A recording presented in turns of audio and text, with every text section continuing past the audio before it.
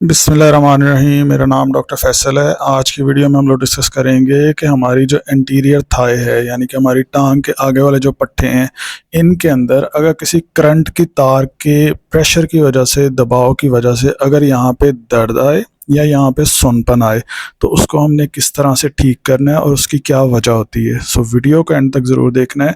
ये वीडियो बड़ी इंपॉर्टेंट है उन लोगों के लिए जिनकी एंटीरियर थाई के अंदर जो प्रॉब्लम्स रहती हैं, और हम लोग जो अपने क्वाड्रिसेप मसल्स को यानी कि एंटीरियर थाई के पट्टों की वर्जिश करते रहते हैं, इसमें मालिश करते रहते हैं, इस पर टकोर करते रहते हैं, लेकिन ये दर्द ही नहीं जाती। उसकी सबसे बड़ी रीज़न होती है, इसको मेडिकल में कहा जाता है मेरेल्जिया पैरेस्थीसिया। सो मेरेल्जिया पैरेस्थीसिया में अगर आप गौर करें, ये रीजन है हमारा एंटीरियर थाई का जो एरिया है। इसके अंदर ना एक करंट की तार आ रही है, ये जो येलो कलर की आपको नजर आ रही है ना, ये जो तार नजर आ रही है, ये है lateral cutaneous nerve, lateral femoral cutaneous nerve. और ये निकल के आती है हमारे लंबर वर्टिब्रा में से, हमारी रीढ़ की हड्डी के मोहरों के बीच में जो हमारी हराम मगज होती है उसमें से इसके सिरे निकल के आते हैं और हमें सप्लाई करते हैं कहाँ पे, हमारी एंटीरियर थाई के अंदर। सो ये क्यूटेनियस नर्व जो है, इसकी वजह से आपको सुनपन आ सकता है। और इसके अलावा एक नर्व होती है जो कि हमारे पट्टों को भी सप्लाई करती है, जिसको हम फेमोरल नर्व कहते हैं। सो हमारी जो मोटर नर्व है यानी वो नर्व, वो करंट की तार जो कि हमारे पट्टों को सप्लाई करती है, उसकी वजह से भी पेन आ सकती है। और आपको इस क्यूटेनियस नर्व की वजह से सुनपन भी आ सकता है, पेन भी आ सकती है। अब ये निकल के कहाँ से आ रहे हैं, हराम मगज से। अगर आप इस पिक्चर को गौर से देखें ये वो एरिया है जहाँ से हमारी करंट की तार, हमारी फेमोरल नर्व जो वो हमारी निकल के आ रही है। तो इसमें होता ये है कि अगर ये यहाँ पे आप गौर करें, अभी मैं आपको ड्रॉ करके बताता हूँ। यहाँ पे देखें ये जो रीजन है, यहाँ पे ये L2, L3, L4, ये जो रीजन है ये वो एरिया है जहाँ से आपकी लेटरल फेमोरल क्यूटेनियस नर्व जो वो निकल के आ रही है।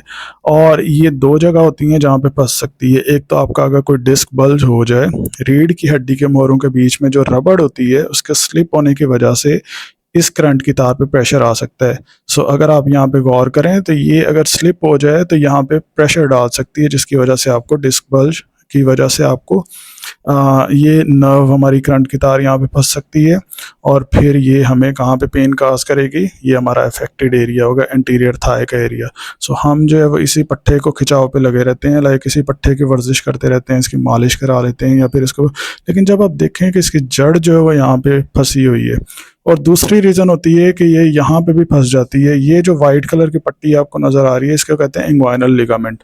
सो इंग्वाइनल लिगामेंट के नीचे से भी ये करंट की तार गुजर के जाती है। सो कभी कभार इसकी टाइटनेस की वजह से, हमारे गलत तरीके से बैठने की वजह से, हमारे गलत तरीके से कोई वज़न उठाने की वजह से ये करंट की तार हमारे इंग्वाइनल लिगामेंट के नीचे भी फंस जाती है।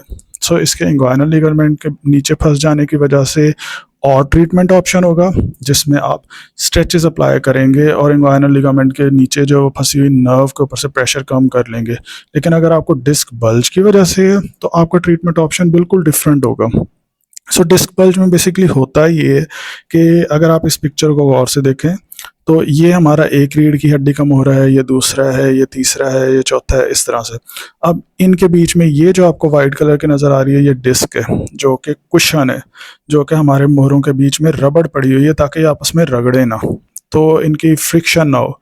सो इस तरह से ये जो डिस्क है ये एक रबड़ और कुशन का काम करती है। सो इससे ये होता है कि यहाँ बीच में ये जो आपको येलो कलर नज़र आ रहा है ना, ये होती है हमारी हराम मगज, जिसको हम स्पाइनल कॉर्ड कहते हैं।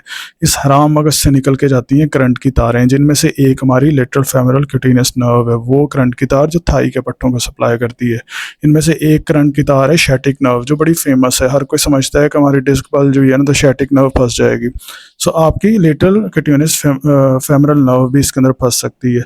सो अगर डिस्क इस तरह से स्लिप हो जाए या बल्ज हो जाए, हर्निएट हो जाए, तो आपकी करंट की तार पे प्रेशर डालती है। सो इसके प्रेशर डालने की वजह से जहाँ जहाँ इसकी सप्लाई होती है वहाँ वहाँ पे आपको अफेक्टेड एरिया के अंदर फिर आपको सुनपन भी आता है, पेन भी आती है। तो आपने इसका हल क्या निकालना है, देखें अगर तो आपकी करंट की तार यहाँ पे फंसी हुई है ना, और आपके पीछे से डिस्क बल्ज भी ठीक हो गई है, यानी कि बल्ज हुई हुई डिस्क अपनी जगह पे वापस चली गई, आपने वर्जिशें कराई, आपने सर्जरी कराई, आपने ऑपरेशन कराया, आपने सब कुछ करा के देख लिया, आपकी डिस्क बल्ज ठीक होगी, बट सुनपन ही नहीं जा रहा है, दर्द ही नहीं ख़त्म हो रहा है।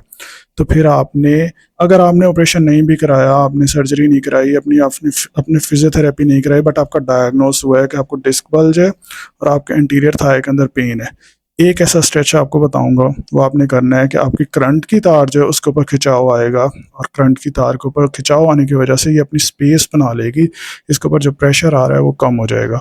इसे कहते हैं फेमरल नर्व का स्ट्रेच।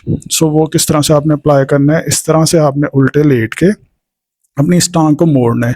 सो ये आप नोट करें तो ये वो पोजीशन है जिस पोजीशन में हमने अपने क्वाड्रिसेप मसल को स्ट्रेच किया था।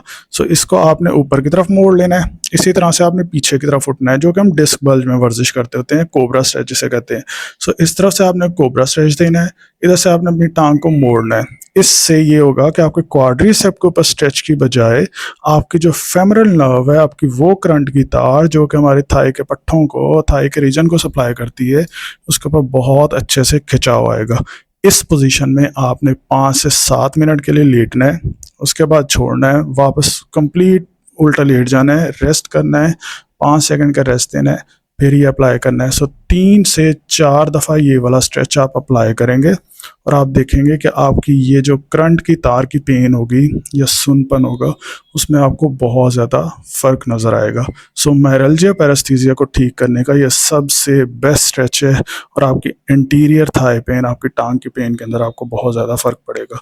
चैनल पे नए हैं, चैनल को सब्सक्राइब कर लें। अगर किसी ऐसे शख्स को जानते हैं जिसको थाई में पेन रहती है, उनसे ये वीडियो लाजमी शेयर करें। Thanks for watching this video.